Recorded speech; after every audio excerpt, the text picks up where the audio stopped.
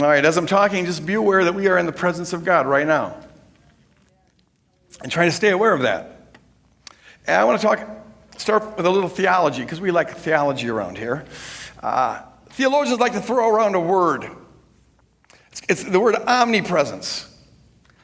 Many of you have heard this word before. Omni means all. And so omnipresence is a way of referring to the truth that God is everywhere. God's in all places. You can't go anywhere where you're not going to find God. God's omnipresent. Now, theologians debate about what this means and what it entails.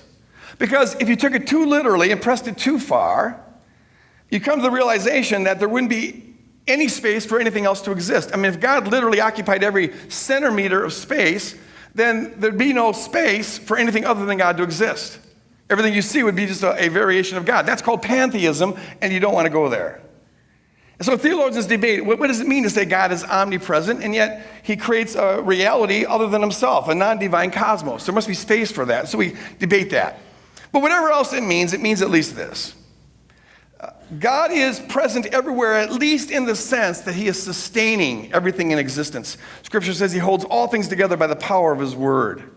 He is right now holding you in existence. If he ever stopped holding you in existence, you'd disappear. So he's sustaining you. So we might call this God's sustaining presence. His omnipresence is his sustaining presence. All right? But Scripture also speaks, and we often speak in ways where it doesn't sound like God is equally in all places at the same time. In my prayer, I said, Lord, thank you for being here in the worship service. We're praying for a double portion in the message. Well, that presupposes that God is more, in some sense, more some places than in other places.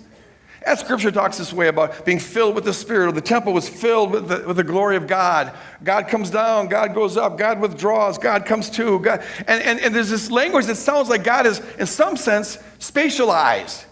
He's some places more than he has other places. He's everywhere in terms of sustaining everything, because if he ever stopped being there, things would disappear.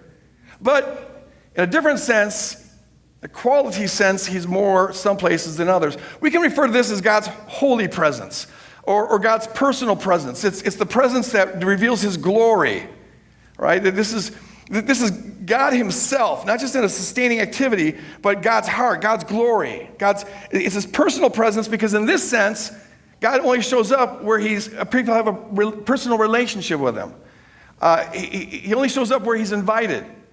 He sustains you whether you invite him to or not, but his glory, his holy presence only shows up to the degree that people invite him, welcome him to be there. This presence of God is what's held out throughout the whole Bible as the highest aspiration of the human heart.